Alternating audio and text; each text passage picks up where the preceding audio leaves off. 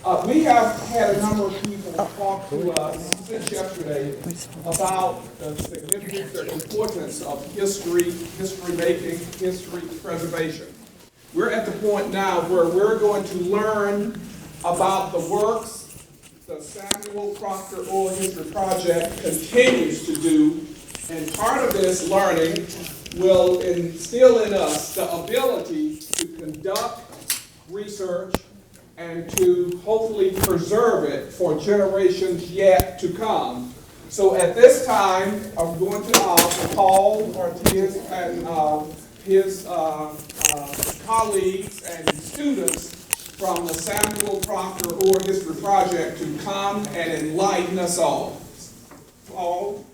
So we're setting up some audio-visual here. We have a great panel in store for you because we've been learning a lot over the past couple of days about this incredible movement, the history of that movement.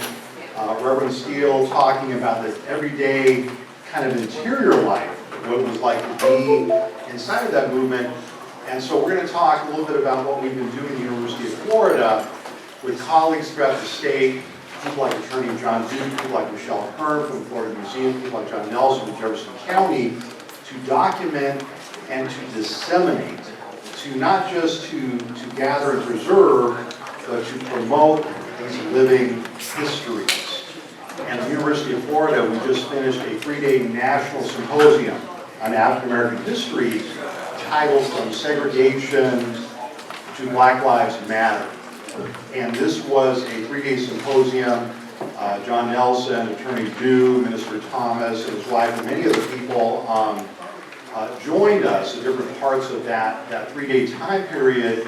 And a lot of educators, a lot of K-12 educators, because the challenge we have in the state of Florida, one of the many challenges, number one, traveling, taking our students from UF, from the Samuel Proctor Oral History Program, to different parts of the South, I'm stunned at a number of facts. One of them is Florida does not have, Mr. Nelson, a civil rights museum. That's a stunning fact. We go to the state of Mississippi. Mississippi has a publicly supported state civil rights museum. We go all throughout the South. We're going to Atlanta this summer. Atlanta has a wonderful civil rights history museum. Natchez, Mississippi, a wonderful African American history museum. But when we come back to the state of Florida, we kind of look around and we're like, where are we? And so one of the discussions we have to have is not only in remembering the history, but in teaching the history. Getting into our public schools, getting into our public institutions. And so that's one of the things we'll be talking about today. As our panelists come up, we're going to play a couple of clips. One of the first clips is going to be from a wonderful address that Patricia Stevens gave with her husband John. It was the last public address that Patricia Stevens made, and it was actually in 2011. We're going to start by playing a clip to kind of illustrate the themes of what we're going to be talking about.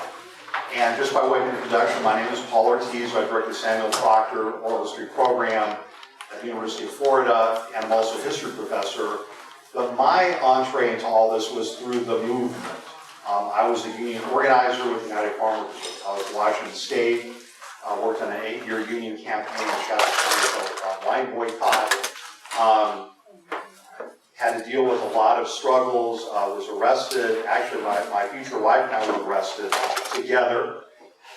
We ended up in a jail. A gentleman came in to bail us out. I'd never seen this before. He was an elderly white gentleman wearing a pinstripe suit. I'd never seen anyone wearing a pinstripe suit except I've read about it. He comes walking in, he gets us out of this jail. We were really in a tight spot. Later on, found out it was John Thorne, the attorney for George Jackson. And that's the connections between the Hispanic civil rights movement and the African American civil rights movement. So my wife and I, after being in jail together, decided, why don't we get married?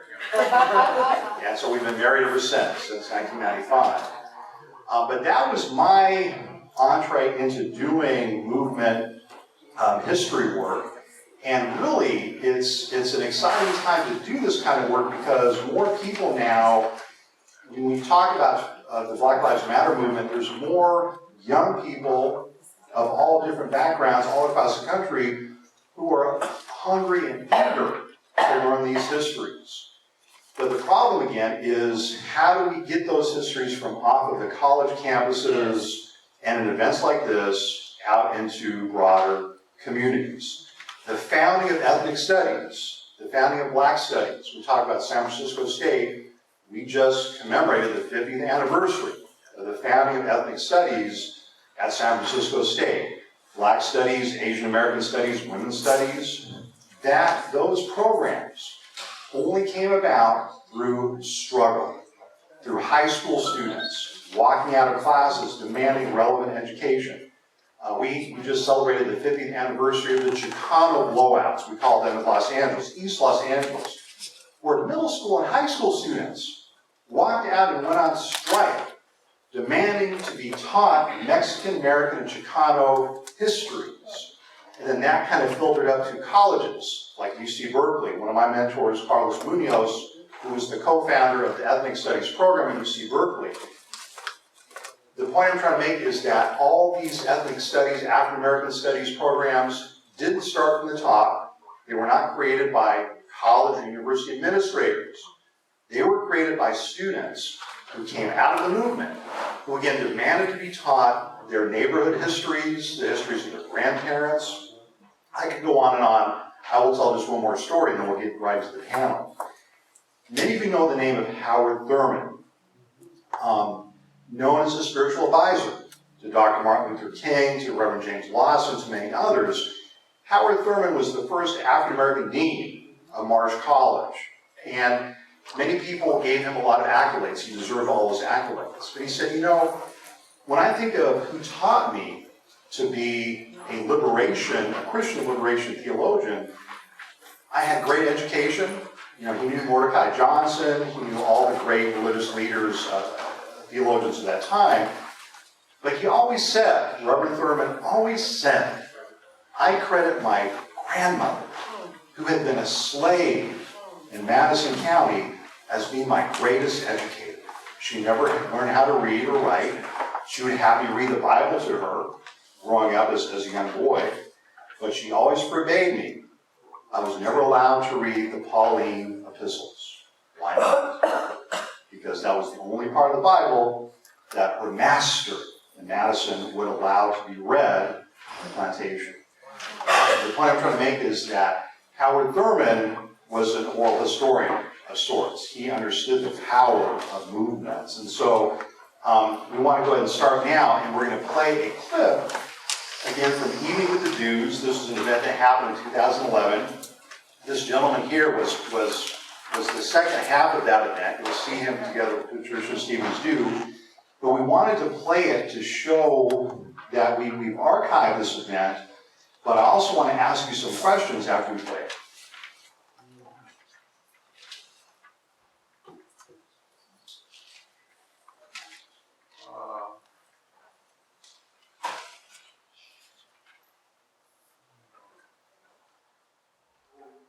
We were paying attention. First and foremost for us, a family was important. I see I'm having to bend over a bit here. He was always a gentleman. Thank you. My name is Patricia Stevens Dew, and I was born in Quincy, Florida. And my parents divorced when I was 4 years old. My mother set out for Miami to try to make a living for us.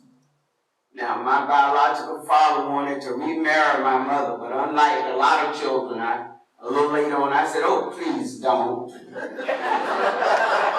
At 9 years old, my mother remarried Marion Murphy Hamilton. That was the best thing that ever happened to me. He was band director in Belgrade, and he taught me civics and social studies. And that was when and where I learned how I had a responsibility to be involved. My mother was a Democratic committee woman who was working in voter registration in the 50s. So we had all of this energy born in our family. I look at some of my high school yearbooks now. I see my mother sitting in PTA meetings, band parent meetings. I was a trumpet player. People saying, oh, a trumpet player, and I was good. Really good. And I realized that you have to be where your children are. It's important to be involved in the community, but your first little community is your family. So in 1959, and I do have to drink a lot of water, and I'll tell you about that later because I think it's important for all of you to know. In 1959, we were in Miami visiting my biological father, and we were approached by a family friend to go to a corps meeting. Well, we had never heard of corps. So he said, if you go, I'll take you to dinner at Wolfie's. That was on Miami Beach at the time, the only restaurant that would serve both blacks and whites. Well, that seemed interesting to us, so he bribed us to go to that meeting. But after we went to the corps meeting and found out how we could make changes, corps was a nonviolent, interracial, direct action group. First I had heard of it, although they were organized in 1942 at the University of Chicago's campus. My sister and I, Priscilla, was so excited that when we got back to FAMU, now you weren't there then. When we got back to FAMU, we organized a corps chapter. And we had tests. The first thing you had to test, you don't assume the place is segregated you or did not serve you because they happen not to serve. You always do testing and then you negotiate to see if you can make a difference. Well, while we were just fairly new, February 1st, 1960, Greensboro, North Carolina, A&T College, it started. 4 students went to the Woolworth lunch counter and were not served. Now, we didn't have the internet, but we had the grapevine. And we knew right away what had happened. Took us a while. It was February 13th before we had our first sit-in Tallahassee. We went in, we had books to read, there were hecklers there, people with a gun, and oh, you niggas go to the back. See, I don't sanitize history myself. They said niggers. So you niggas go to the back, and we just sat. And after a time, we left. Our next sit-in was February 20th, 1960. And this time it was different. And the waitress said, oh my God, here they come again. She didn't know what to do with us. We sat for a while, and then we were arrested and marched off to jail. And they walked us to jail because the jail was a renovated bank vault. And they asked us, who did you want to call? You want to call that nigger Reverend C.K. Steele? Now, 2 of Reverend Steele's sons, how many of you have heard of Reverend C.K. Steele? Well, his 2 older sons were also arrested. Henry Marion Steele and Charles K. Steele on that same day. 8 of us went on to jail. Eventually, 3 got out to start the appeals process. Okay, imagine that you are the courtroom. It's only the first 4 seating areas on both sides. White, color, that's what we called them. Our lawyers came all the way from Miami. And we had a black Attorney Graves eventually was one of our lawyers, and he was Negro, but they called him nigger in the courtroom. The trial was set for March 1st, but all 3,000, and don't laugh now, all 3,000 FAMU students, and it was 3,000 at that time, said they were not going to class on March 1st, but that they were going downtown to give us moral support.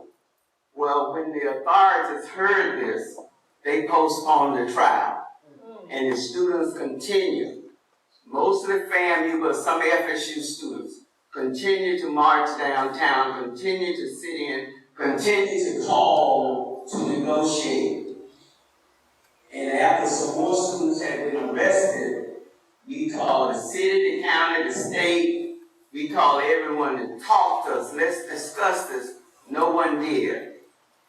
And as we marched 1,000 strong from the FAMU campus, crossing the railroad tracks, which was considered the dividing line between the so-called colored and white town. All these people who had refused to talk to us were there to meet us.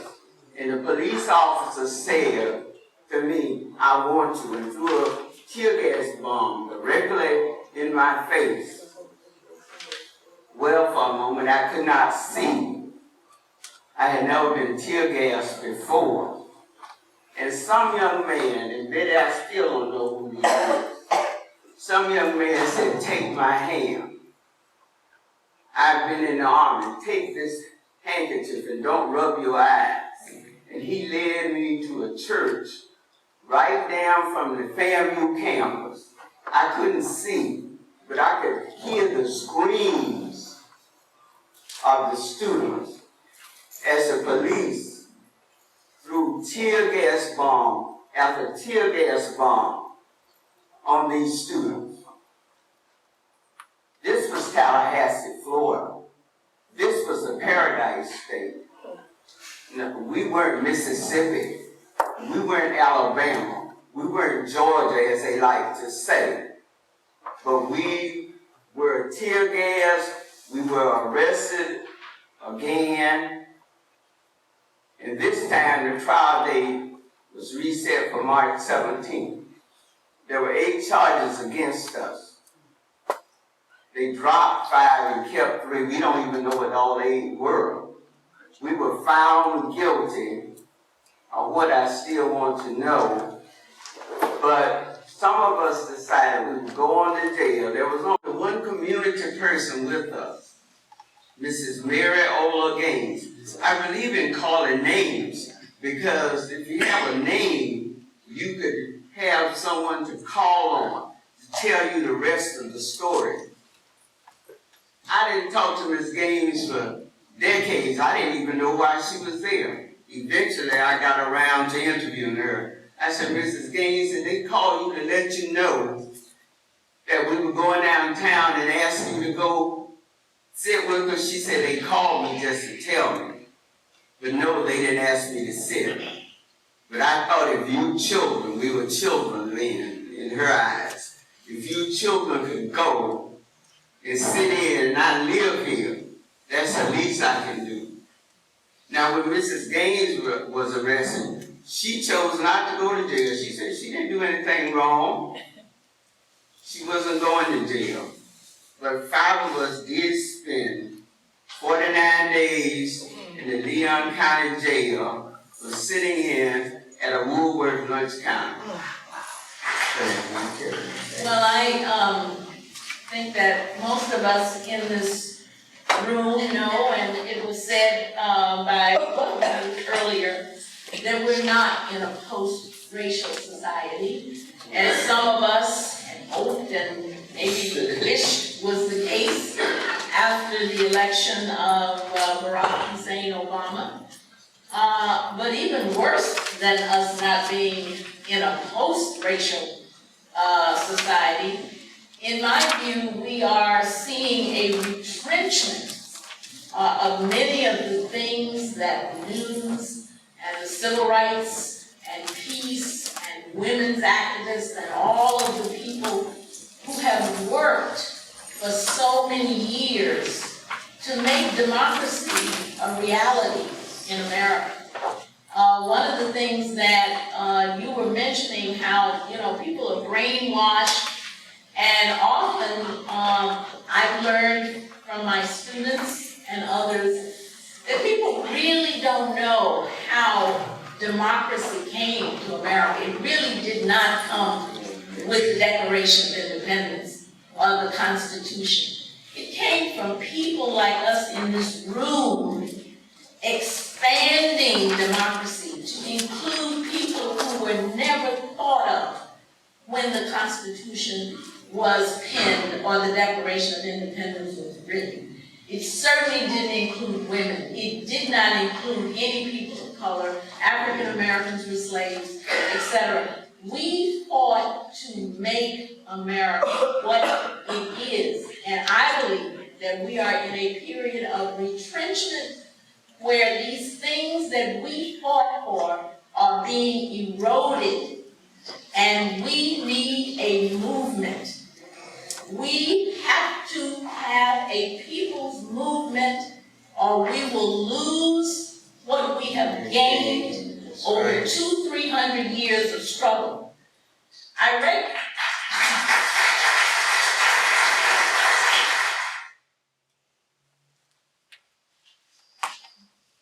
All right, so that was Evening with the Dudes, 2011, the Samuel Proctor Oral History Program. You organized, did the outreach for the program. We had about 400 individuals who came out for that event. But the question I have for you, how many of you have seen that clip before? So a few of us have. But then the question would be, how many K-12 students in the state of Florida have seen that clip? How many college students at the University of Florida or Florida State or Florida A&M University have seen that clip?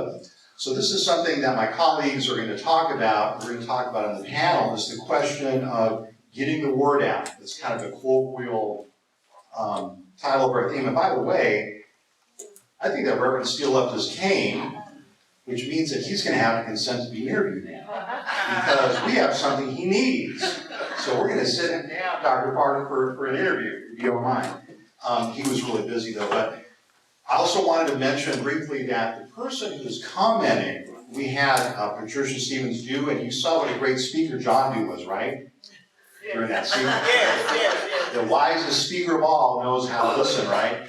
But the person who commented was is an amazing person, Dr. Gwendolyn Zohar Simmons, a legendary organizer with the Student Nonviolent Coordinating Committee. Mississippi. She was the project leader for the Laurel Project. She led a Freedom House, a library that at one point was the largest collection of books in the town of Laurel. It was burned to the ground by the Ku Klux Klan because they didn't want African Americans to have access to books. And she just retired, by the way, trying to do this. We just had a retirement ceremony for her just 3 weeks ago. But we asked her to comment after you and Patricia spoke because we felt she was really the person to do it. But again, the question is, how do we get this incredible knowledge that we see in the Evening with the Dudes, what's been shared these past 2 days, what was shared last night at Bethel Baptist? How do we get that out there? And so without further delay, I'm going to turn the podium over to my dear colleague, Stephanie Birch, who's going to talk about that. Thank you. So I'm Stephanie Birch. I'm the African American Studies Librarian. Do you want to introduce yourself to me? Sure. So I'm Ryan Morini. I'm the Associate Program Director at the Proctor program that Paul directs. So I do a lot of things as the UF African American Studies Librarian. I'm also an affiliated faculty member with the Center for Gender, Sexualities, and Women's Studies. I am the co-convener on a grant project that is working really closely with the Oral History program to revamp their digital collections. And so in April at the symposium, we unveiled the Joel Buchanan Archive of African American Oral History. It is hosted through the university's, through the University of Florida's digital collections. It is one of the largest free public access oral history collections of Black oral history in the country, with currently over 700 interviews already online. And within this year, I believe, you're expected to surpass 1,000 interviews. And when I stop and reflect on that number, that is 1,000, what did I write here? Witness accounts of Black history in Florida and the South. That's 1,000 lives represented, and that's 1,000 ways that we and future generations can remember and learn from the past. And I've also been doing a lot of work with the Alachua County African American History Task Force that's working with the school board to help prepare teachers and provide resources that are publicly accessible that they can use to teach Black history and Black experiences in every discipline, not just history, but the contributions that Black people and African Americans have made to science, literature, art, every single subject. And so this collection, this digital archive, is one of those resources that we are able to recommend to say this is one of the ways that you can introduce these stories and narratives and histories into your classes so that students are experiencing these interviews. So the collection also features improved content data and organization, which basically means that it's easier to search and find these interviews. And did I mention it's free? So we all got it, don't forget it. So the scope of the collection is very broad. There's a lot of topics within the Joel Buchanan Archive, which is one of the sub-collections within SPOHP's whole digital archive. So life in Jim Crow, civil rights in Florida and southern US. I'll skip down a little ways. Wartime military service, Gullah Geechee and Black Seminole legacies and traditions, African diaspora heritage in North America and the Caribbean. There is a very broad scope here in terms of topic. And we're fortunate enough to have some oral histories that have been digitized from the Tallahassee bus boycott, or stories that reflect that history. There are, though, some oral histories, I believe, that Paul did maybe in the 90s that have not been digitized, and I think that is some of our ongoing work in forward with this ongoing partnership between SPOHP and the libraries will be to create digital access to those in the future. So a couple highlights then these are digitized and available through the online archive. So we have the Laura Dixie interview, and we just saw an excerpt from the Evening with the Jews. And then there's also Isaac Chandler Jr. And so all of these make references to the civil rights movement in Tallahassee and or directly to the Tallahassee bus boycott. So public access is through this direct link. We have actual cards out on the desk or the table out front. They're orange postcards that have the address. If you want to take one of those home with you, you can just type that into your browser and it will come up and you'll be able to browse and search. And I have my laptop, I'm happy to do a demonstration with anyone who is interested to see later on. Also, just as of last week, you're launching, this is the official launch of the LibGuide for oral history. Previously, SPOHP has not had a LibGuide, and there's a lot of different ways or uses for said LibGuide. It includes web resources for oral histories, key oral history publications, and other links. It links out to other online archives for oral histories and other institutions. You can also browse all of SPOHP's digital collections, so not just the Joel Buchanan Archive. And then you will be able to also find the interviews, publications, and other online resources relating to the Tallahassee bus boycott. And so I'm happy to share out this link with Keith Parker as well. And we can maybe create some flyers or handouts or something so that folks can take it home with you. And contact information for me is at the bottom, and I also provided some for SPOHP. I also have business cards if anyone wants to chat later on. Good afternoon, everybody. Good afternoon. Oh, wait, I need that. Oh, this? Sorry. Stepping up to a computer with no keyboard, that threw me for a second. Okay, so if you all feel up to it, because I know we just ate, I was going to play one more clip that kind of illustrates some of what has stood out to me in working on this collection. I started working on our African American History project 10 years ago as a graduate student, and I have just been continually floored by the amount of history that is not recorded anywhere, and by the impact that it has on students in the classroom. I mean, honestly, it can be transformative. It changes discussions, it changes attitudes. It has sometimes honestly galvanized students into getting into organizing or going out and actually doing things and making changes sometimes. And so the clip I wanted to play is not from Tallahassee. It's a man who grew up in Ocala and describes riding the bus from Jacksonville to Ocala trying to get home. And this is during the heart of segregation. He's talking about the 40s, I forget the exact year.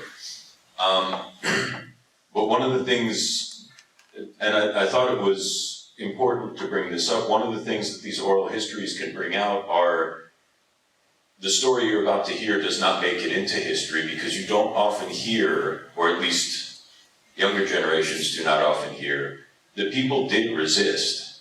They didn't just passively obey the laws. They found ways around, they found ways, and it's important to hear these things that people did, even if it didn't necessarily become a movement that made the same kind of change that Reverend Steele and others helped to lead later. And so, okay, let me get the lights.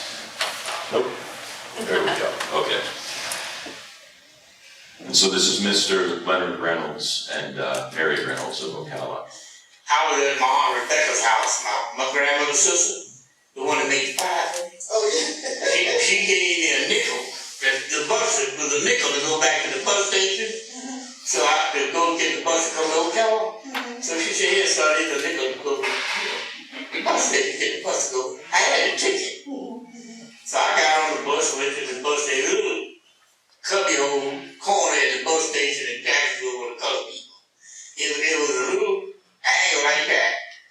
Wasn't a way where you could only two people to get in there. And you couldn't sit down. That was the waiting room for the color. They had me stand. So I didn't go in, I was on the platform, waiting for the bus. So the bus came in, going to Ocala. There's two buses. One came in 1 hour early, and the next one was an hour later. The one that come in an hour early came to Island Grove, and what's that way with Yomi Hawthorne and Island Grove. The other section came around to Gainesville, Ocala. So the first section, Island Grove section, the Spanish said, "Can I have 5 colored servicemen?" This is the war time, 1943 or 44, World War II. "Can I have 5 colored servicemen?"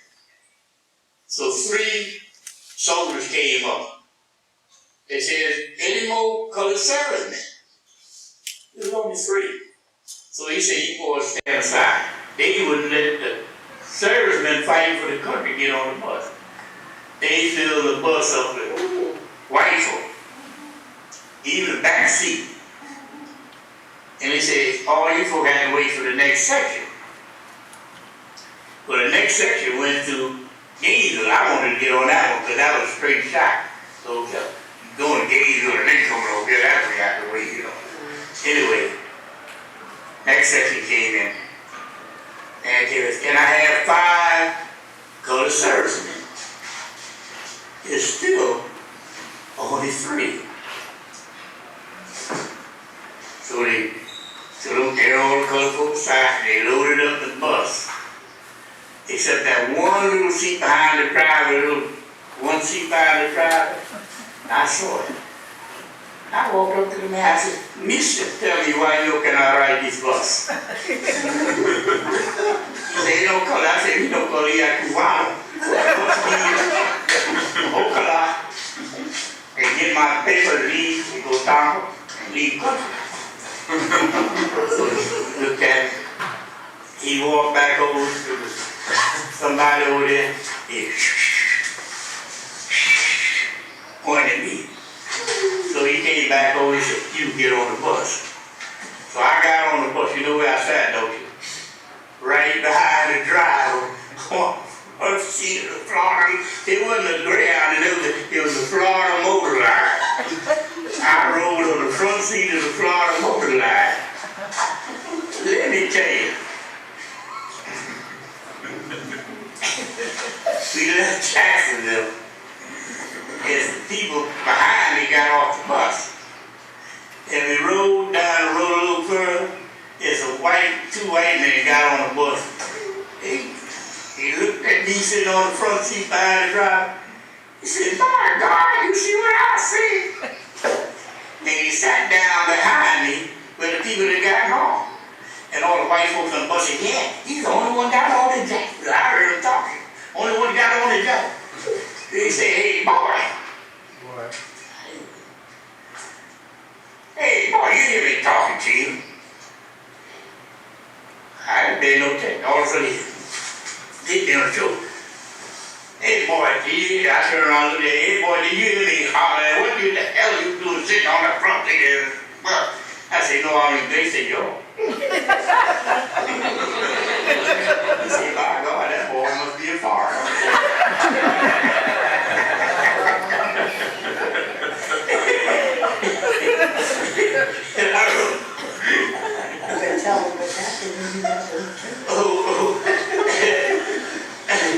But you know, when we got the old killer, the bus pulled in, it was behind the square. The bus station used to be behind the square up there on Broadway.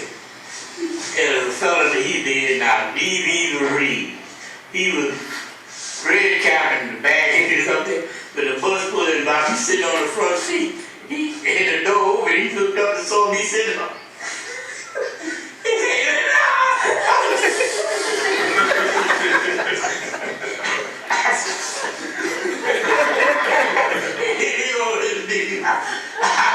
I jumped up and walked out there.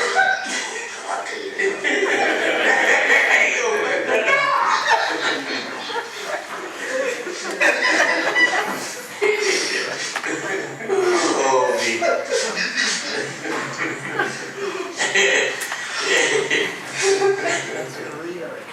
BB, you like you gonna blow my coat.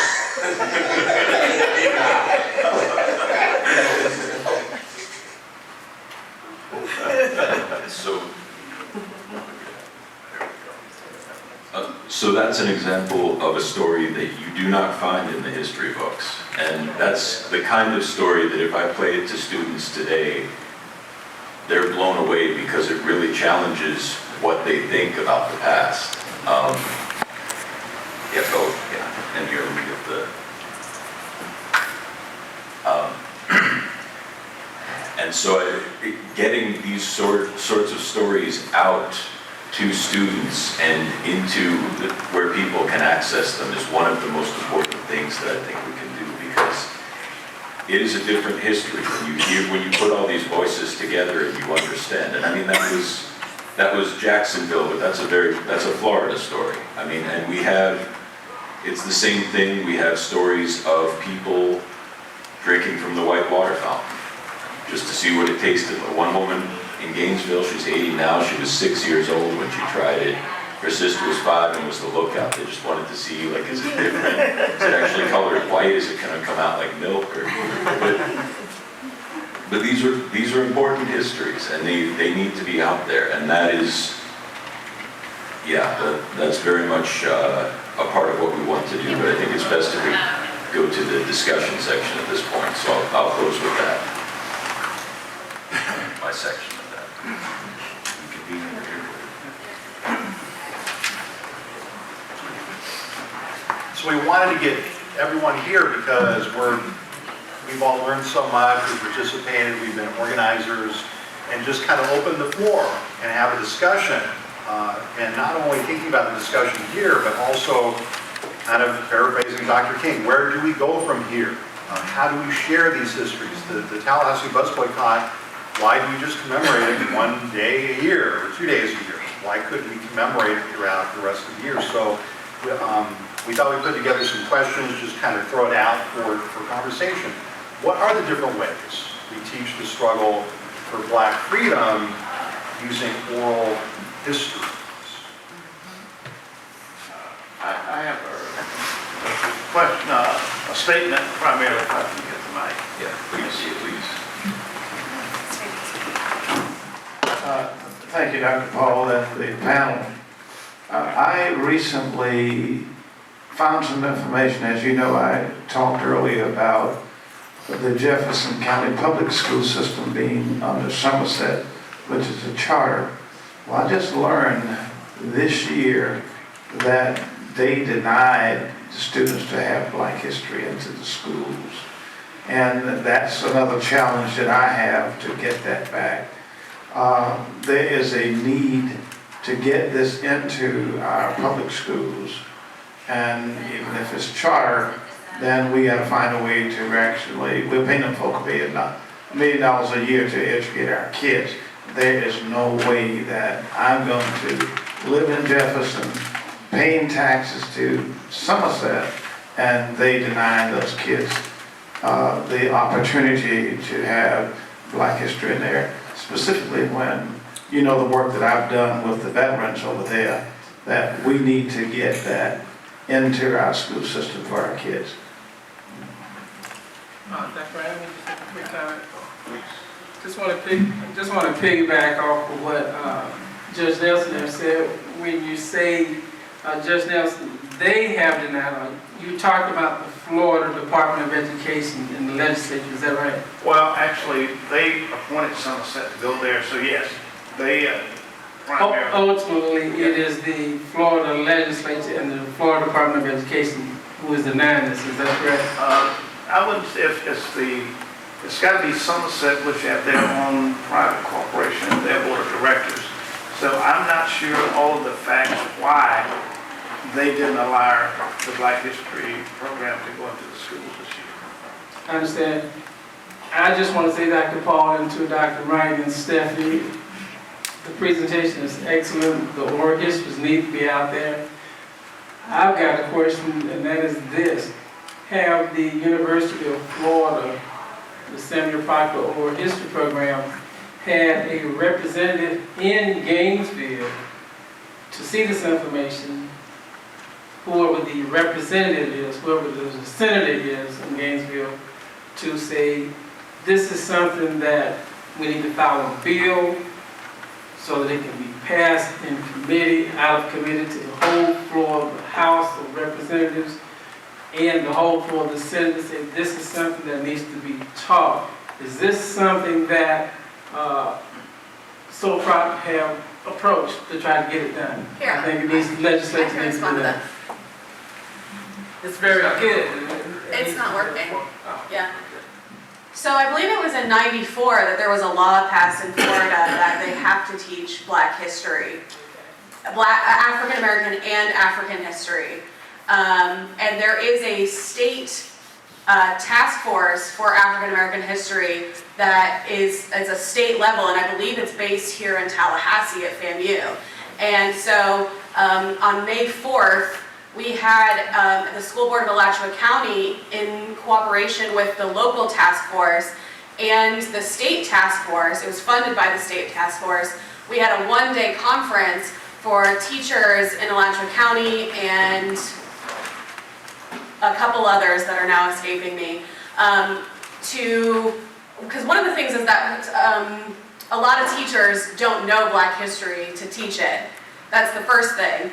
And then the second thing is how then, what are the materials and resources that you use? Textbooks are often not great. So how then do we get at those histories, and what are the materials that teachers can easily access when lesson plans are maybe few and far between, or how can they create their own lesson plans? They're overtaxed in terms of their time and their own resources. And so that happened, but I don't know, this is actually, I'm gonna bring this to the Alachua County Task Force, because I don't know if it says that it's only public schools, or if it is also, I mean, if this would include charters, because that would be a clear violation if they're denying it, I would think. And that's something to investigate. It's public school, I'm familiar. Okay. And part of the challenge of this, these are excellent questions.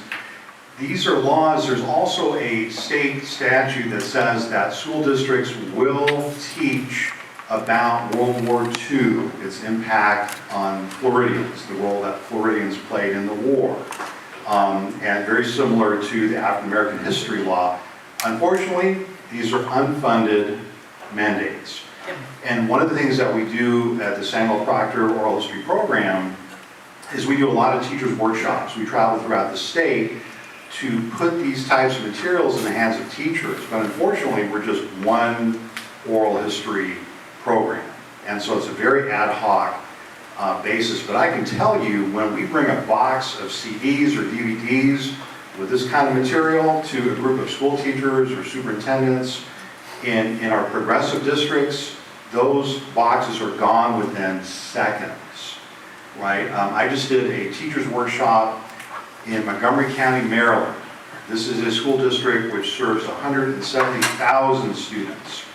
And they are ramping up a curriculum in African American, Latino, women's studies, Asian American studies. And this county, I've never seen anything like it in the state of Florida. And I'm thinking when I come back to Florida, oh my gosh, it's amazing. Because, and the comment the superintendent made to me was, she said, Paul, I'm tired of going into a high school social studies course and all the children's heads are on the desk. They tuned out. We need a new curriculum. And can you scholars give us some new thing? So I'm like, yes, we can. But I don't see that kind of energy right now in the state of Florida, but it's beginning to percolate. Let me just make one more comment and now I'll be out of the way. Did you get one? And I want to remind you of something, Dr. Paul. As you know, when Jefferson was forced by DOE to go all charter and Somerset was selected, they didn't have the legislative mandate in place at that time to really move that. And I think our school board could have actually, we tried to convince them, don't do it. Well, the year after that, the legislation is now on the books that if any public school in the state of Florida that has 3 years of failure, the legislature also put in place in that law, selected 2 charters, Somerset and the largest charter out of Texas. So DOE can assign under the new law now, with 3 years of failure, any public school that's not coming up to the criteria and with what I call a passing grade, then they can appoint. And the fiscal note was attached to that bill, I think some $20 to some $1 million, that the funding is there. That's Representative Cochran that put that bill on the floor, and it passed. So if they're going to use that criteria now under the charter program, and their board of directors will say, no, we're not going to do that, then that's another problem we got to deal with.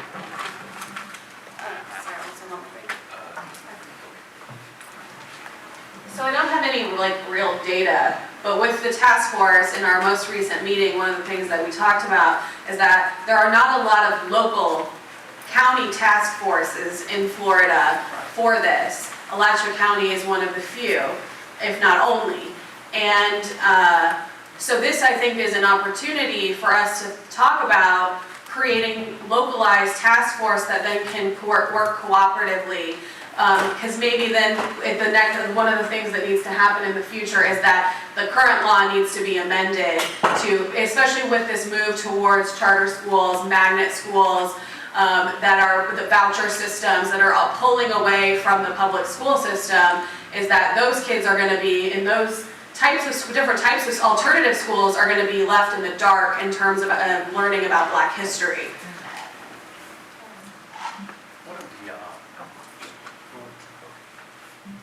So real briefly, one of the inspiring things that's really helping is the growth, the nascent growth, but in some places more advanced, of African American museums and African American community-based history organizations. One that we work with is the Lincolnville Museum in St. Augustine. Lincolnville Museum is an African American history museum. It's based in the old Excelsior High School, which was the segregated high school for African Americans during segregation.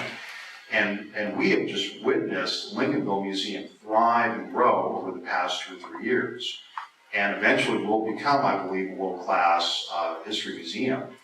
And so these are some of the things that we try to do institutionally, is promote, again, institution building. Because without some kind of, I mean, the social media and digital is wonderful, but unless we have some institutions, and see, Lincolnville provides constant programming. You know, they're always having exhibits, you know, performances and things like that. So we've had a number of discussions. I mean, Michelle Hearn is here, and Mr. Pugh and others, an African American History Museum. I mean, we have more than one. This is a state of 22 million people, right? And so I want us to kind of remember the institution building part of this is very important, I think. Okay, I just have just a couple of things.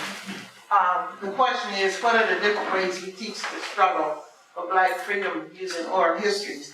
As I mentioned before, Kate Sullivan, when I mentioned about the Ruby Bridges story, one of the things when I was asked to do that talk, I said, now how am I going to entertain 300 kids on civil rights history?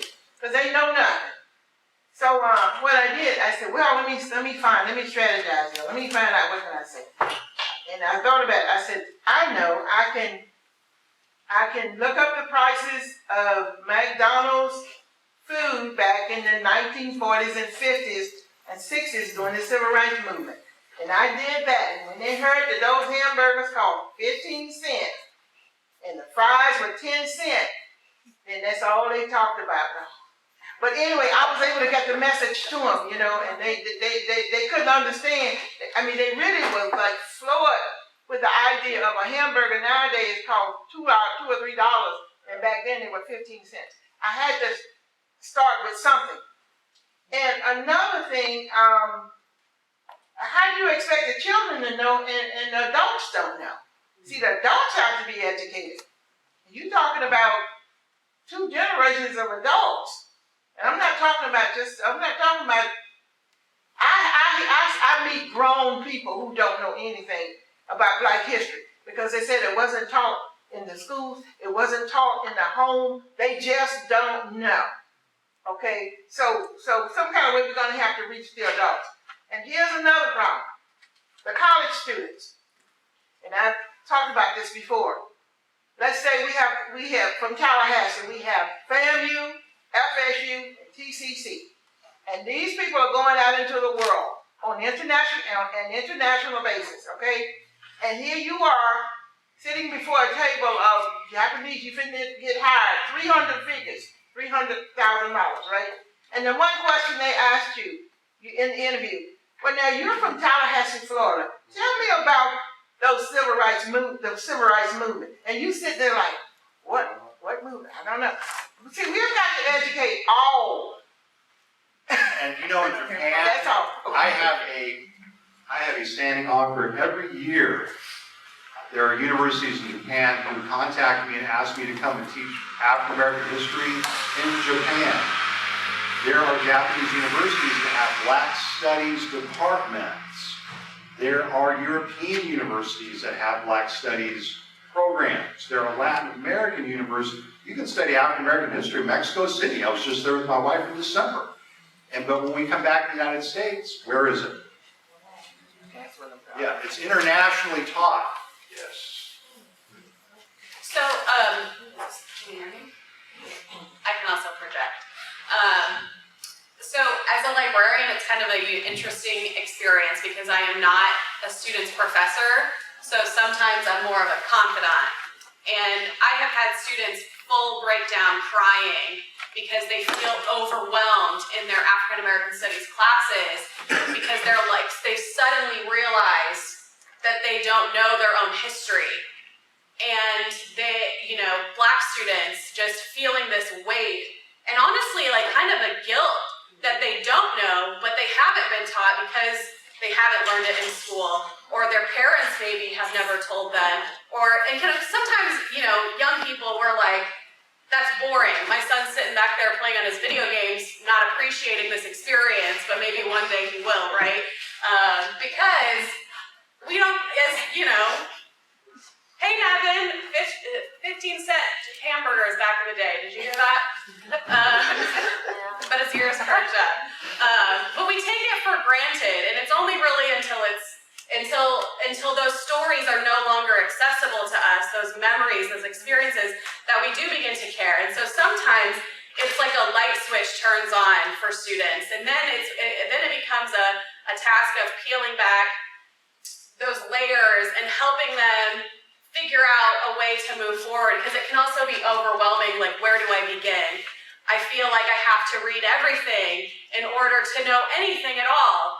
And so that's where oral histories for me as a librarian and helping students to find that footing and begin to learn are just very powerful, because especially in the video that Ryan showed, it brings so much humanity to those little snippets, that little blurb that we maybe saw in a textbook in social studies class in 5th grade.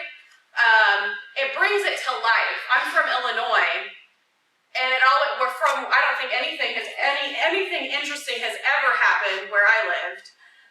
But history is always something that happens somewhere else. It happens to other people are involved. And so it's just, when you're on a campus like FAMU, or you're at UF where Black Thursday happened and students protested demanding Black education, and we pay attention to those things that happened, it suddenly becomes real. And that, I think, is how oral histories allow students to access and relate to the past. Oh, yeah.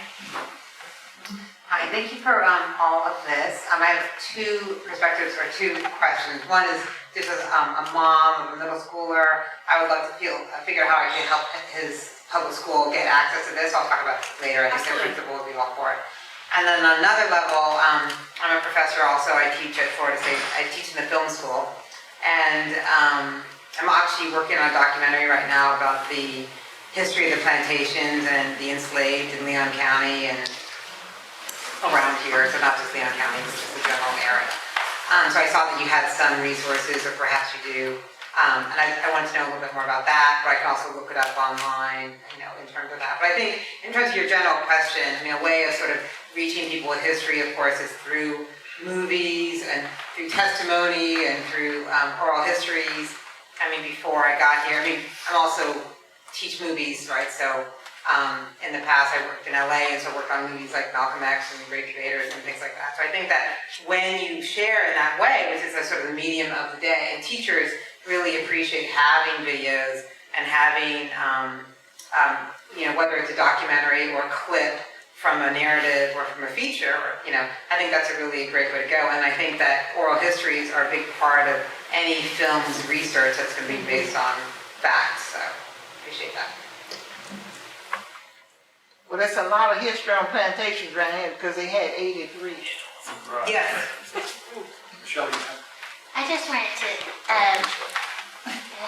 project. I just wanted to say, the Proctor, I just want to thank y'all again. The Proctor Center helped me so much with this 2014 Civil Rights in the Sunshine State exhibit we did. And I just wanted to echo the sentiment about the hunger for this history, because we had never advertised this exhibit as a traveling exhibit. We've never, it's not on our website, it's not in our traveling program, so we've never repackaged it. And yet it's been on the road the whole time since it came down because people demand it. Right now it's on Sanibel Island. It was in Fort Lauderdale for the National Urban League Conference. Naples, of all places, is lined up for it. And people keep demanding it because there's a hunger for it, even though I don't know how they know about it. So thanks for helping me. The Proctor Center was very, and other people, Attorney Pugh, and lots of people worked on it, but thank you, Ryan. Well, thank you. Suggestion. Okay. Okay, go ahead.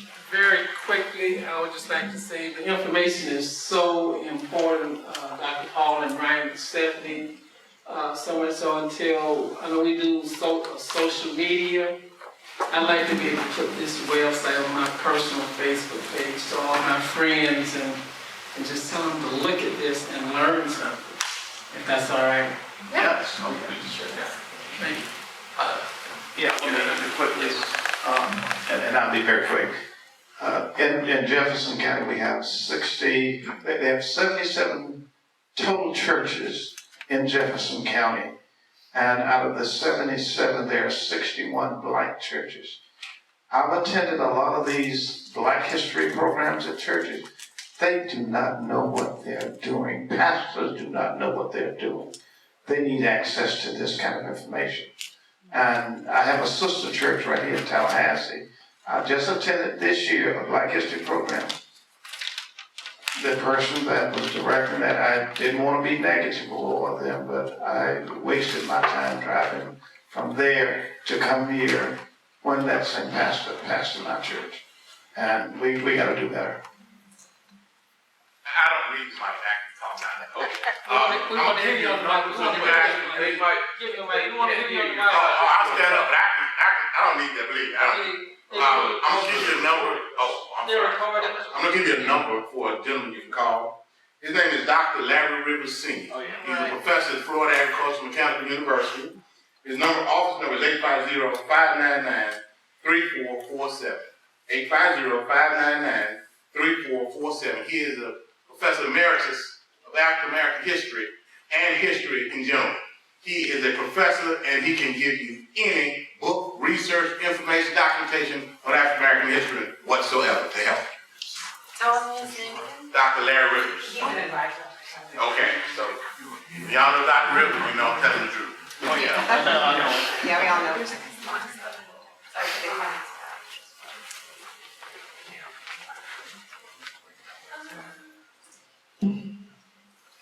Hello. I guess many of you know about Mr. Jonathan C. Gibbs. Yeah.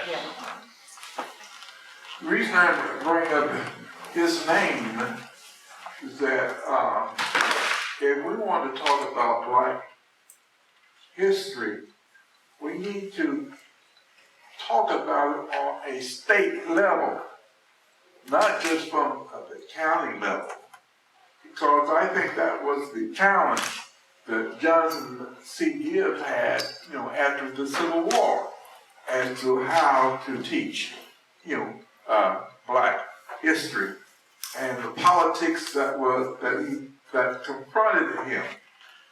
Even today, because Patricia and I down in Dade County, when we were part of the Miami-Dade school board committee that was selecting books, we learned that history is determined on a state level because the state of Florida, buys books for the districts.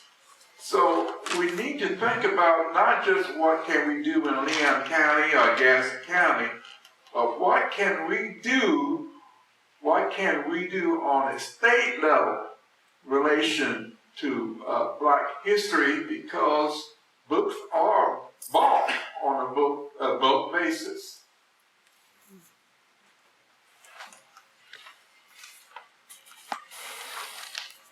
So since the conversation took us there, this is a library guide which is also totally open, and I'm happy to write down the address for anyone who's interested. This is a library guide that I created for this school board conference that happened on May 4th.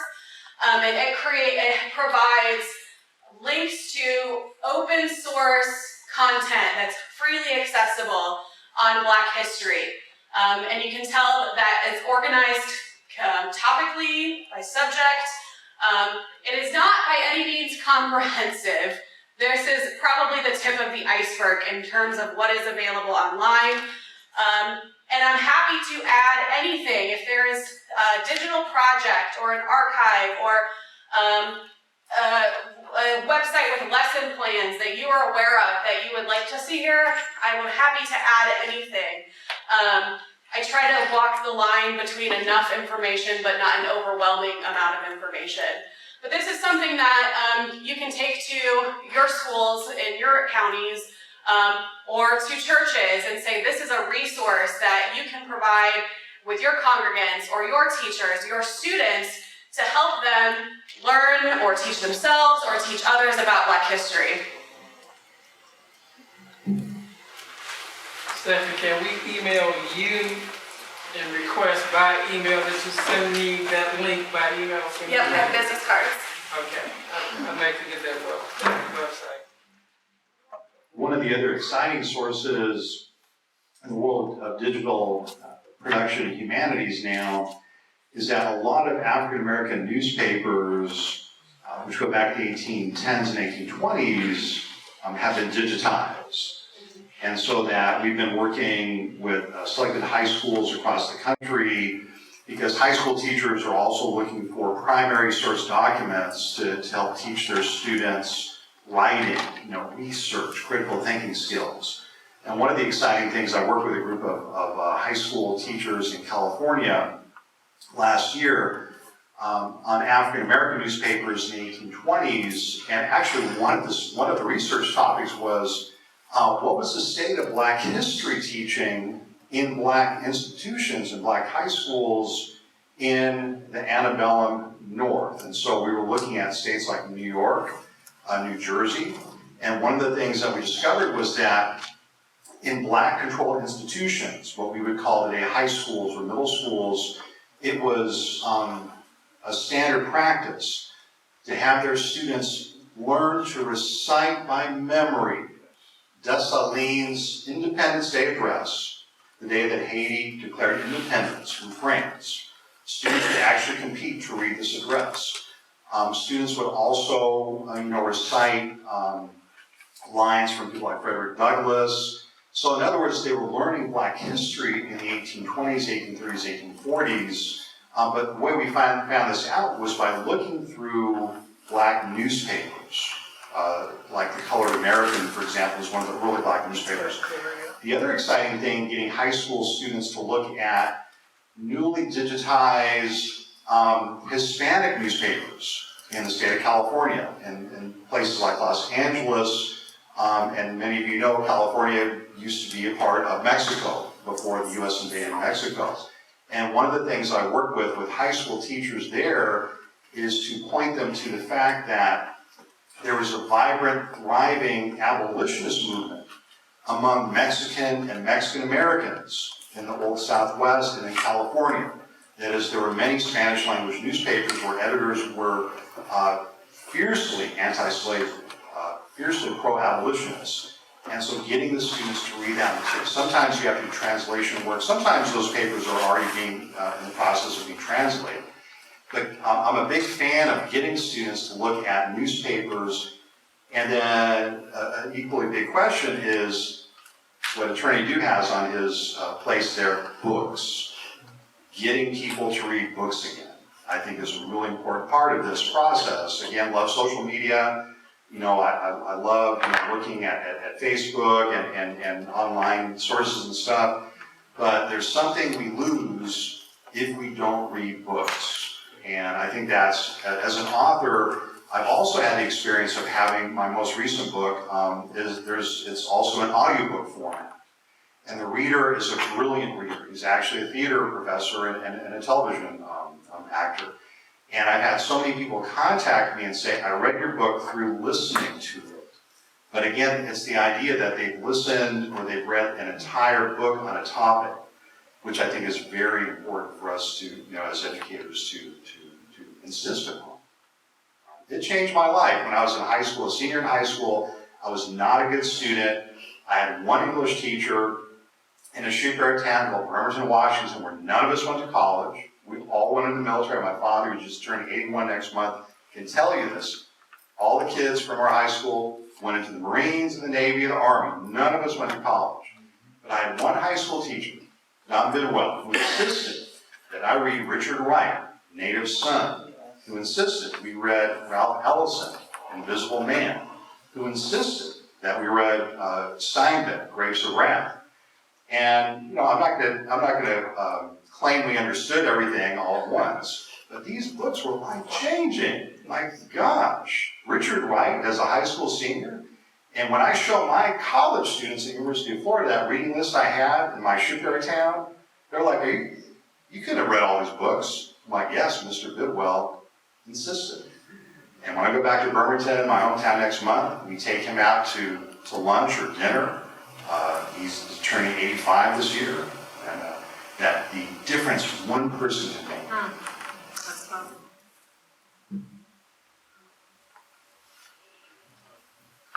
Oh yeah, so. So the next question that we had is, what significance do oral histories and oral history archives have today? And I can lead off if someone has, okay. For one, there's 3 mics now.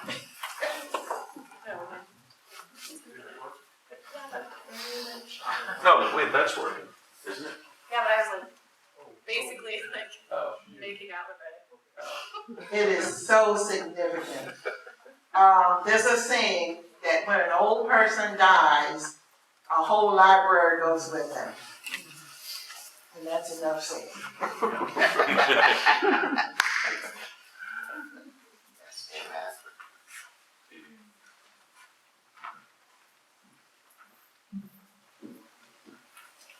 I think one of the ways that I have seen the significance from a librarian perspective, working with college level students, is that I think a lot of students right now are trying to, and probably like every other generation of college students, are trying to make sense of the world and their place in it, and figuring out how they can, or what their agency is in creating a better world. And it's really hard to figure that out, how you can impact change when you don't know where you've been, or as a society, where or how things have changed and gone from where they were to where they are now. And being able to connect, I think, with these stories of the past, as students, I have a lot of students at UF in the African American Studies program that are researching police brutality, mass incarceration, a number of social issues. Immigration is also another very big topic right now, that students they're hungry, they're curious, they want to learn. I often ask them, if they come in and they're like, I don't really know what I'm interested in, I'm just kind of checked out. I ask them, what do they want to learn? What is their purpose for being in this class? What are they wanting to get out of this educational experience? Not just to get a job, but to become a better and more well-rounded person. And usually that gets them to start thinking a little bit, and they actually end up leaving with a better research topic, something that they actually feel impassioned about. And a lot of those topics are related to the social issues that they are experiencing, or they're seeing, or they feel impacted by. And their concern then is one of them is how they can impact social change, and through these oral histories they can connect. They can learn about the lessons of activists who paved the way, who were the foot soldiers, and also figure out how they can use those strategies or learn from them in new ways, because there are new challenges. Now we have major issues, changes in the surveillance of Black activists it's different than what it was 50 years ago,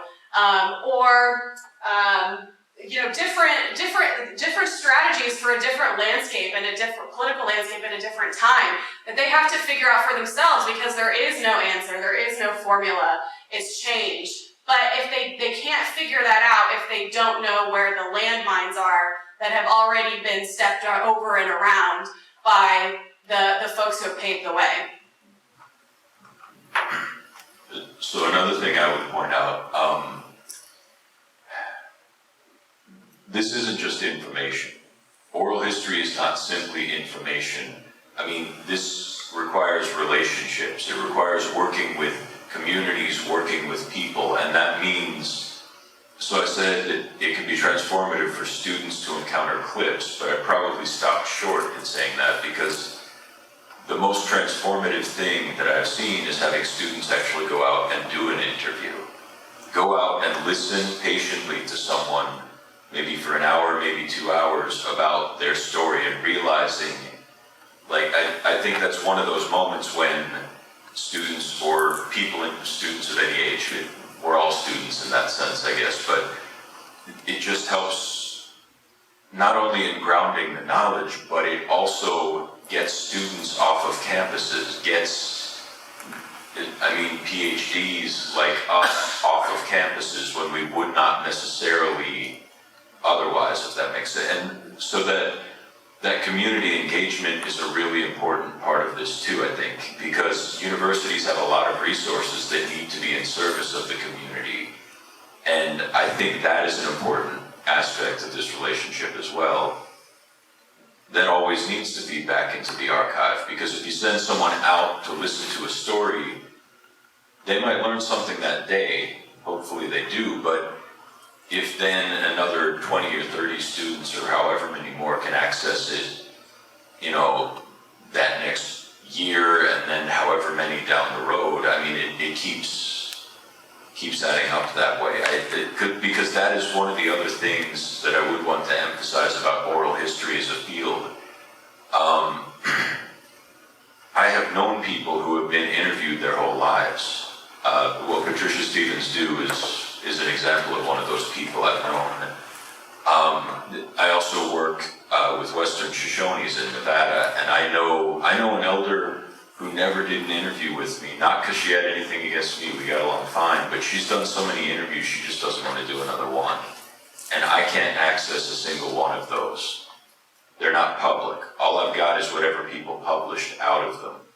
I think it's really important to have people speaking in their own words, in their own voices, and in their complete statements, because you rarely find that anywhere else, even in the newspaper articles where you can get quotes, even in books where someone made selections or summaries, but being able to hear voices, hear full statements, hear complete, or stories as complete as someone wanted to tell them, there is no substitute, and it's a project that never ends. That's the other important part. This history is always being made, and this process will always be necessary, I think, to put it bluntly. I just have one other comment. Technology and what it has done to the community in terms of relationships. I was just saying technology, because older people don't have these skills that the young people have, and they don't answer their telephones. When you call them, they don't answer, but if you text them, they'll answer. That's a big problem, because I think the community has become disconnected with technology. It's good now, but it's just that it's disconnected families from talking to one another. right? I don't know, huh? Yeah, well, let me comment on that.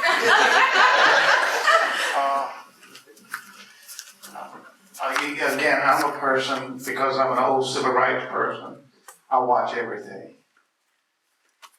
Because of smartphones. Go into the, and I have a serious problem with it. I have 9 grandchildren. And of course, several of them just completed college and they're doing very well. But the younger ones that are coming along now, they're spending too much time on smartphones for nothing.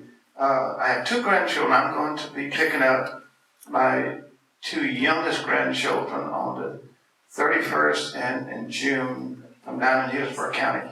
I had them last year and it drove me wild. They spent hours because the mother, my children are buying smartphones and those kids will be up all night long. I had to make them shut them down. Now, here's the thing. Here's the challenge for the African American community. If our kids are getting more time on smartphones playing games, we're losing that significant time to educate. And the companies out in California that makes these things, they have no interest at all because they're going to put the things into those that's going to sell those, that's going to be the exciting things to our kids. So my problem is, again, in my county, and it's in all the counties, because I come over here, you go to church, the preacher is preaching, those kids got smartphones. They're back there looking at smartphones. And we got to deal with that. We got to find a way, is if they're going to use smartphones, we also, as adults, got to approach the manufacturers and all those others. If you're going to sell these, and I'm talking with C.P. Miller right now, we're talking about an economic boycott of buying some of this stuff that's totally poisoning our kids. In fact, we'll be meeting tomorrow to talk about, we've got to send a message through economic boycotting that we will not buy your product because your product does not do our kids any good. And then we got to teach our adults in our family, we who are leaders of our community, don't buy that garbage because it's really taking the mindsets of our kids so by the time they do get to college, they don't have it.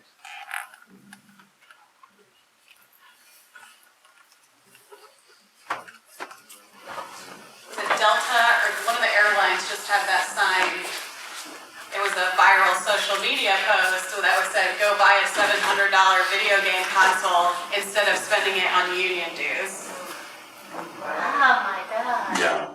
So, but one of the things, and we've always had distractions. Now, I remember when I was in high school, this is you instantly going to figure out how old I am. I remember purchasing a Walkman radio headset. And now my elders, I think my father may have been one of them, was saying this Walkman is going to be the end of us. Look at all these kids walking around and they're not listening to people around them. And that was a problem. But one of the things that we have as educators is, and I agree, we have to think about a long-range strategy to reapproach corporations on a number of different levels. Mr. Nelson, you mentioned how corporations now are using our children as investment strategies. And so we have to fight that with every possible means. Now, at the same time, as educators, we do have to use the tools that are presented to us. And so if you think about the presentations, the clips that we've done, these are also podcasted. And one of the forms of technology which has made a big comeback in just the recent 5 or 8 years is radio, is audio. And so a lot of this historical material we have podcasted. And our goal is to get our students walking around with their headphones listening to these history stories. They're not a book, they're not 15, 20 minutes. Sometimes it's just a 5 to 8 minute story. We podcasted sections of Eating with the Dudes. just like certain tidbits. I mean, the long-term goal is to kind of hook the students into being interested in history. But this is one of the ways we're trying to engage with the technology, because the long-range strategy is good, but we're not going to be able to get kids like disconnected from these forms of technology like tomorrow or next week. And so what can we do now with what we have? And audio podcasting, and what I mean by this is taking a complex historical story and producing it and kind of boiling it down, if you will, to like even a 6 or 8 minute episode.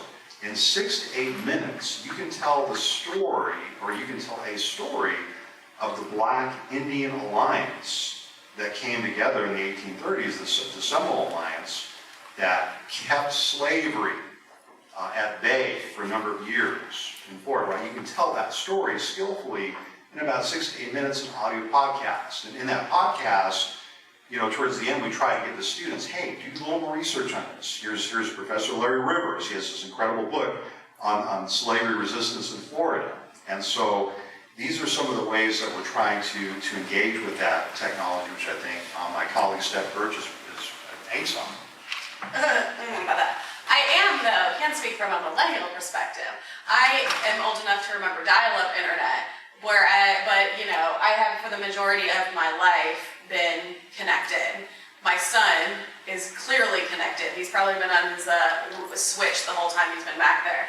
And while, yes, we do have a kind of addiction almost to technology, that there also are opportunities through technology. And I would say that really the coming battles and the current battles for civil rights are going to also be digital.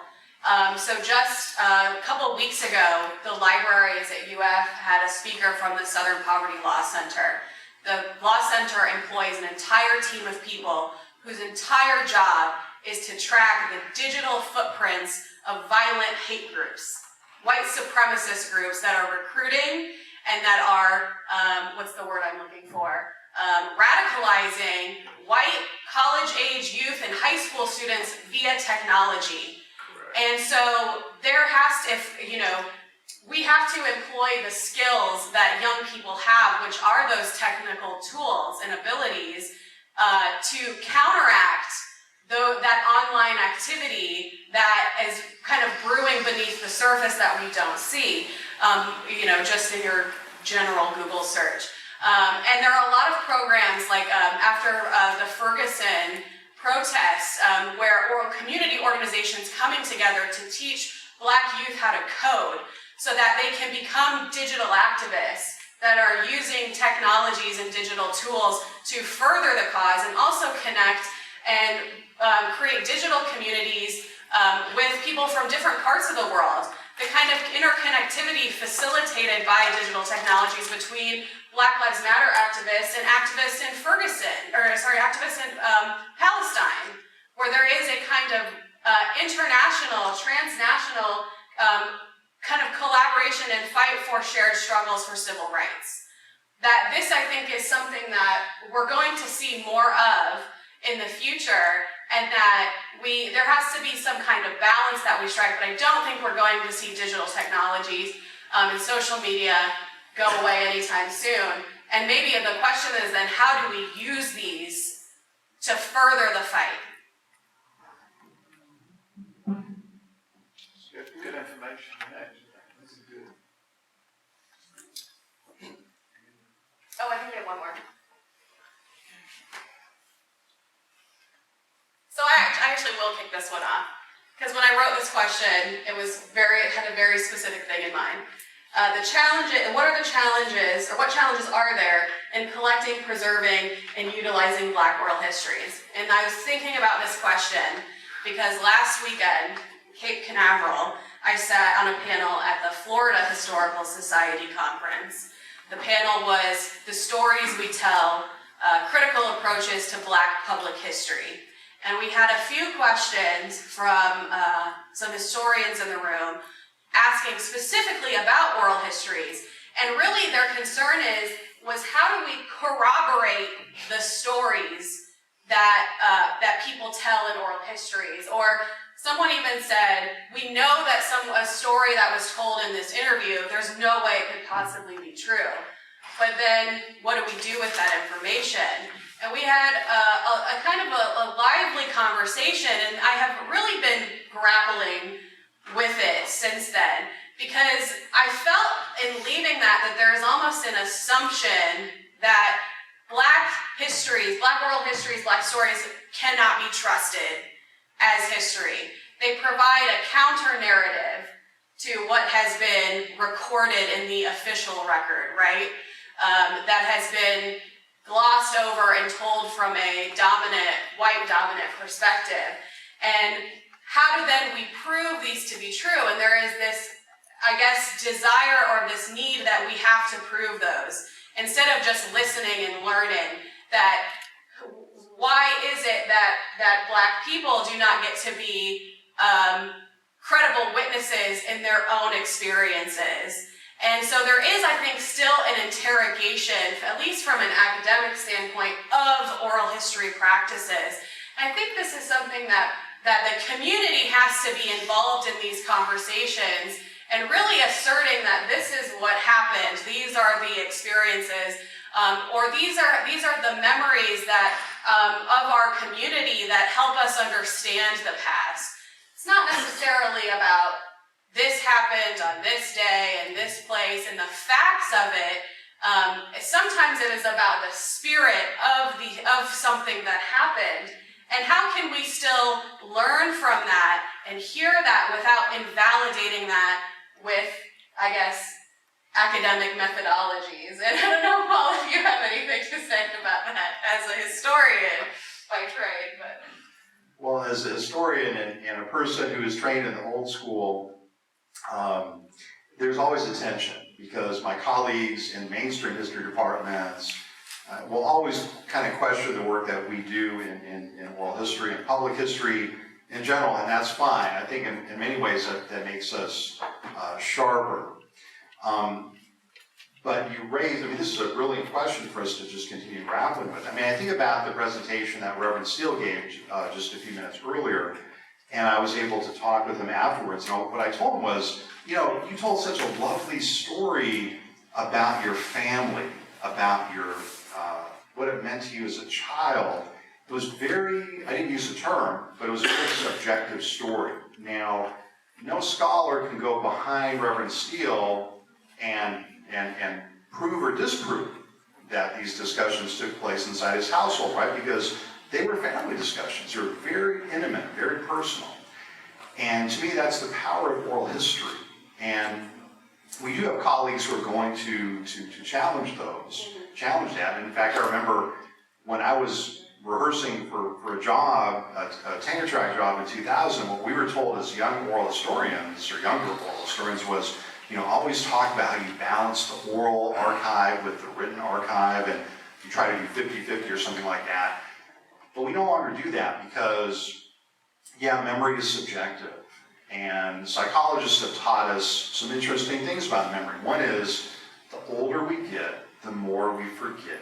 However, what we do remember, the older we get, the more meaning we can ascribe to it and really get out of it and make sense out of it. And the other thing is that memory, as inaccurate as it may seem, drives individual behaviors for the rest of our lives. How we remember our youths will have a big impact on how we raise our own children, if we have children. How nations remember events will have a big impact on how they behave. It doesn't matter that the nation of Iraq had nothing whatsoever to do with the terror attacks of 9/11, right?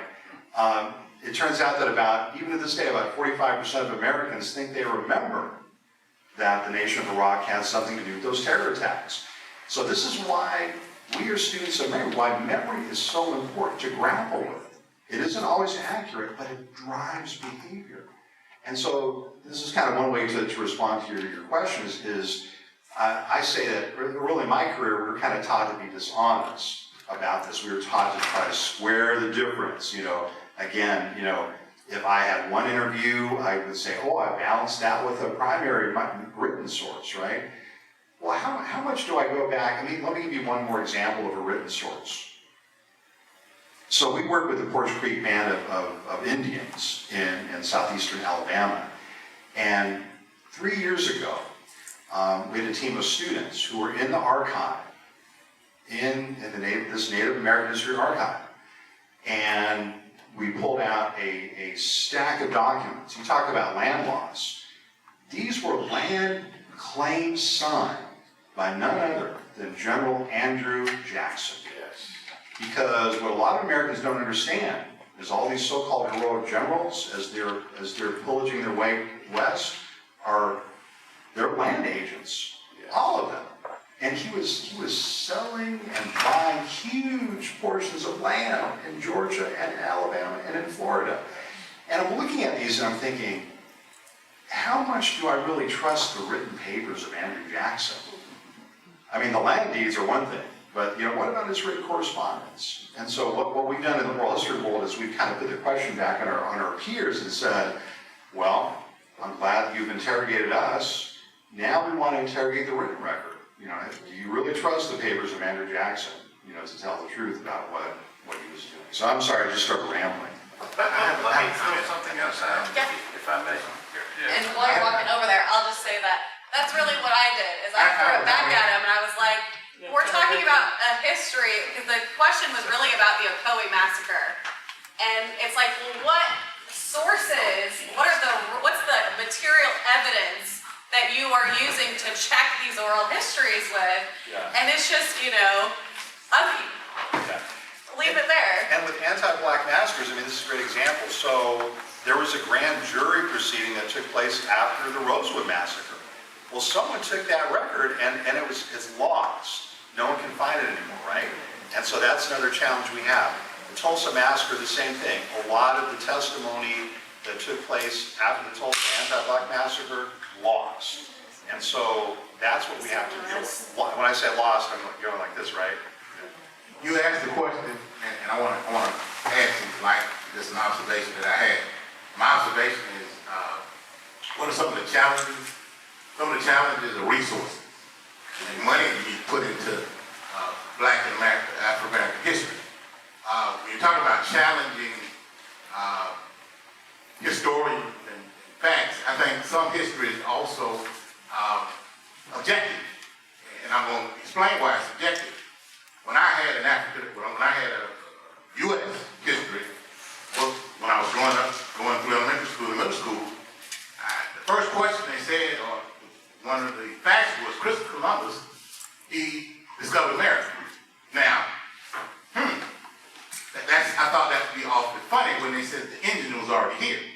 So how did Christopher Columbus discover America when the Indians were already here? That is subjective to me personally, because I looked at it and said, well, he might come to America, but he did not discover anything because it was already found. So that's what I mean by the subjectivity of history. You have to look at it for what it's worth, and who told the story, and who was there, and go through the lineage and see exactly what you can actually prove.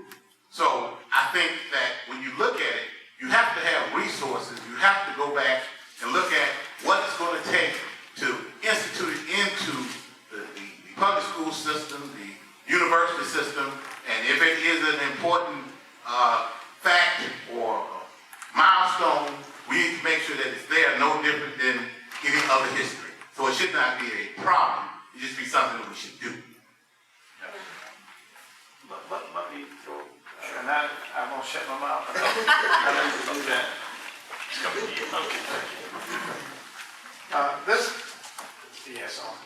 This is the discussion I just had with Dr. Larry Rivers, and I was pulling some information up just to go back and track the history of Jefferson County, and there are 40 rural counties in the state of Florida, and I'm certain that other rural counties are experiencing the same thing. I remember in 1976 when I became Jefferson County's first African-American fire chief, and I was the second African-American in the state of Florida. There was a white guy that came through writing the history of Jefferson County. You go in today and pull that same information up, and that guy interviewed me, there's nothing in that history about me at all.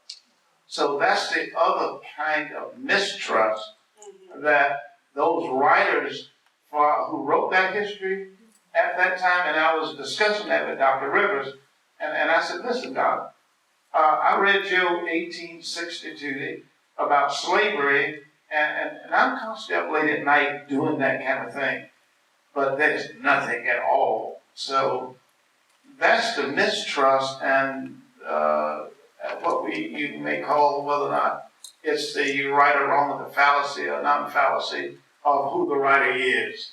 And we have not received justice. That's why I said sometimes we might have to write our own history. That's what I'm trying to do now in Jefferson County, and that's what I have to discuss with Dr. Riddle.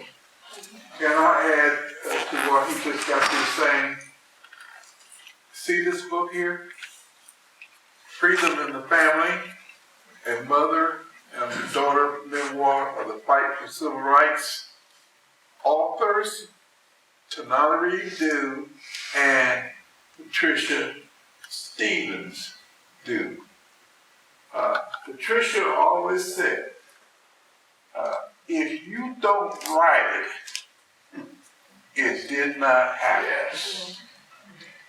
And therefore, we cannot keep playing politics with the governor of the state of Florida, for example, or the Secretary of Education for not doing Black history, when we as a community need to write our history.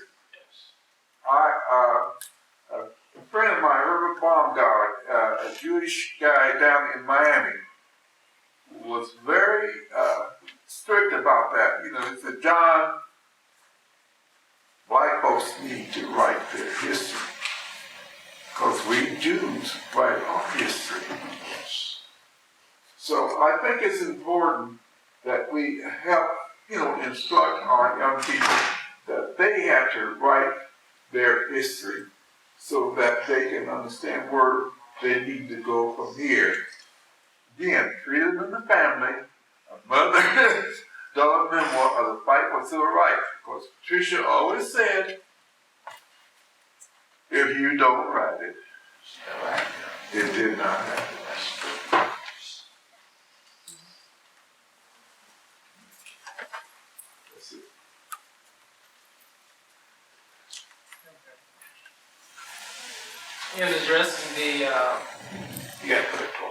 In addressing the question, what challenges are there in collecting, preserving, and utilizing Black oral histories? I'd just like to ask you, as the director of SOPROP, the Samuel Proctor Oral History Program, what financial challenges as the organization have? You go to the Mississippi Freedom Project every year. That's gas, that's cost. You have to stay somewhere. In Tallahassee, finances has to be expended for all of you to be here. My question is, how is your organization being financed? Is it through state government? Is it through an allocation to the president of the University of Florida? Does the organization accept donations, financial donations? If so, how can contributions be made, to your organization? Because I think it's very important. And I can tell them why, Doctor, because I make those donations. We have some donors, and Yes. now you put me in the pitch, in the mood. My colleagues and friends can tell you, Ortiz is always walking around with his hands out. No, I'm serious. I have friends at campus UF, and they'll tell these young professors come in, you see Ortiz walking down the sidewalk, you better jump the other side, because he has a sense of entitlement, and I do. But the question is very well put. It's a collective, collaborative. It's a challenge, and we're constantly, as our staff can tell you, and our students, we're constantly in fundraising mode, because the state of Florida is not going to pay me to take students to Mississippi, or to study ethnic studies in Tucson, Arizona, or to go to Virginia's Tidewater to study global climate change, its impact on coastal communities. those are things that we're constantly going to do fundraising for. We've been lucky at the University of Florida since I've been there that students are always, seemingly on the march, and they're demanding more. Stephanie mentioned African American Studies. We have an African American Studies program at UF. We've had that for 50 years now. It has not achieved departmental status. We have more majors in that program. We have, I think this year we graduated over about 120 majors than most big-time African American Studies departments do. I'm talking about Berkeley. I'm talking about Michigan. I'm talking about NYU. And the reason I'm telling you this is that it's a student energy that allows us allows me to go to my provost and get some support for our programs. So we don't, without making this too political, we don't get a lot of support from our immediate college, but we get some support from the office of the provost. I believe a portion of that support is because our students are demanding these histories. So it kind of really takes all of us working together. But we're in the middle of a summer fundraising right now. And so we kind of do that public radio spirited type of a pitch. If you like what you hear, get off the couch, go to the phone, right? So, sitting right here in our seats, if we wanted to make a contribution to your organization, who do we write checks out to? Who do we make money orders out to? Do we send it to PayPal? I mean, if we wanted to make a contribution to what you're doing, how do we do that? You can always give to us, but I'd also prefer that you also consider, and we also consider making a donation to the Black Archives, Florida A&M University. That's doing incredibly important work. We have our newsletters, and so I'm happy to give you that information. But what we wanted to do today is to emphasize a collective kind of coalition between UF, between Florida A&M, FSU, TCC, and to think about how we can kind of work together collaboratively to support each other's work. The other thing, as we mentioned, we go to Mississippi every summer. We would love to involve Florida A&M students in that process. We have taken community college students from Santa Fe Community College, which is in Gainesville, on that trip with us to interview civil rights movement veterans. It is, to paraphrase Ryan, it's a life-changing experience for students. So we want to kind of broaden these experiences. But we greatly appreciate the fact that you raised this point. Well, that comes under challenges. Financial challenges. We need resources to do this because in a normal day, the presidents of the University of Florida and FAMU and FSU are not thinking about supporting this kind of work. So part of our challenge is, well, how do we get them to do that? I mean, these questions are just as important as any other questions. Like, here's one thing I'll add to this, and this is the last thing I'll say. When I give talks about history now nationally, I begin with the fact that history is not only transformative, but it's going to be it's increasingly a life-saving skill for us.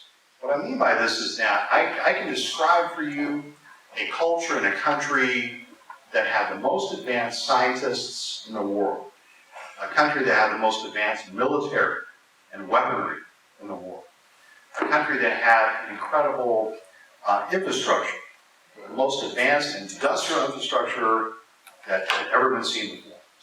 But that country forgot one thing, forgot the teaching of history, and forgot its humanities. That country I'm talking about is Nazi Germany in the 1930s, right? That country had fallen so far back on its history that it allowed this half-educated man to say that Jewish people had made no contributions to that nation's history, when in fact, Jewish people were the integral part of German history. Many of them had served during World War I. But because people forgot history and began to denigrate and say that, well, all we need is STEM, all we need is technology, well, that was great, but then that allowed the Nazi Party to take over, because everything became just about innovation. You want to read, if you read German, the words for innovation, entrepreneurship, that's all Nazi Germany was in the early 1930s.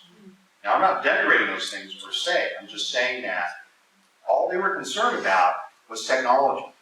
But it was technology to a certain kind of end, right? And they definitely were not that interested in history. They were interested in a kind of romantic, white, supremacist, kind of weird Nordic type of history. That's why history is so important. And I'll just say from the preservation end of things, from the library's side and working with the digital archive, is there is a lot of cost that's involved in, especially in the digitization process for the older analog materials that were recorded on tapes, that some of which are very vulnerable. And we've been actually trying to figure out ways to figure out or to listen to those tapes without completely, because you could only get one good listen. And so we are going to be doing grant writing collaboratively between the program and the libraries. The libraries, through an internal grant, has funded the current grant project that is overhauling the digital collection, which was created in the 90s. And with the technological advancements that have happened since then, a lot of things have changed. And the program has changed, and we had to fix it in order to make it usable for a researcher or for anyone who is looking to actually access the interviews or the transcripts. And that's not a plug, for money from the library's things. But one thing that I think Paul and Ryan and other folks at SPOHP and I have really had to do is also think about, or not think about, but actually try to change the institutional processes that create barriers for Black historic preservation at a predominantly white institution. There's a lot of justification that has to happen, a lot of explanation as to why something is worth funding. And it takes a lot of time and effort and commitment to tease out or find ways around so that we can access funds to do that work that we need desperately to do to preserve these histories for the current and future generations. And so that's all I have to say about that, I guess, is that we're like carving out and trying to change the institution from within at UF. And it's multi-departmental collaborations. The libraries, African American studies, world history, women's studies, history, we're out of that. And so it's got to be collaborative. And we're just talking about one institution, but again, I want us to think about how we organize across institutions. Create these connections between Florida A&M, TCC, UF, FSU, Jefferson County, Gadsden County, Leon County, Alachua County, because it seems to me that that's really what we have to do. We do great work in our own institutions, in our own counties, in our own cities, but we got to form these coalitions and alliances to really thrive. Okay, we have Can I make a shameless plug really quickly? Please. It's not quite shameless. So Paul was just talking about cross-institutional collaboration. There's been lots of conversation and interest in resources, Black history resources. So I'm also, I'm working with the Afro Publishing Without Walls project, which is out of the University of Illinois, funded by the Mellon Foundation. They are working to create access and improve the visibility of Black history online through digital publications and projects. I'm working with them to help support the creation and visibility of Black history in Florida and an online platform. And so in July, I'm going to be hosting a 2-day conference at the University of Florida. It's free. We do have funding for some paid participants with housing and lodging, food, a small travel stipend. For anyone who has, if you work in a museum, an archive, if you're a researcher, if you are part of a community organization that has a history to tell and would like to tell that in an online format, whether through an exhibition or an online publication, or really there's a lot of, seemingly boundless, I guess, what you can do online these days. And so really the conference is about learning some of the open access resources that are available, and also to help folks find collaborators, to track what assets do we have, who is an expert in this area, whether that's technological skill, who has access to these resources, and how can we facilitate cross-institutional, institutional community collaboration. Also because I firmly believe that these histories should not be relegated within one space like the University of Florida. These stories, these histories belong to the community, and we should be working collaboratively to create access from various perspectives, points of origin. And so this is really about facilitating that interconnectivity across the state. We're working, that's also sponsored by the Florida African American Heritage Preservation Network. And I have flyers out the side. So Paul, you want to do a 30 nanosecond wrap up? Oh, yes. Well, and in just my wrap up, I want to really thank Dr. Keith Parker. He invited us here quite some time ago, and he's also provided incredible opportunities for our students over the years.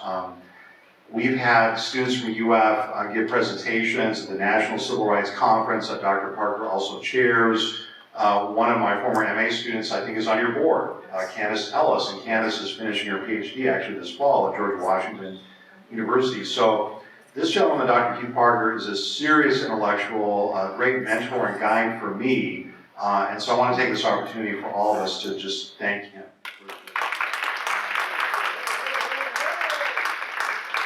And I also want to thank Professor Shauna Smith for arranging interviews for us, and she's just been an incredible partner, intellectual partner. I talked to her before she left today, and we look forward to doing more oral history interviews under her direction in August. We do, again, have Reverend Stills Kane, so I won't give it to him unless he does an interview with us, by the way. But no, I'm just kidding.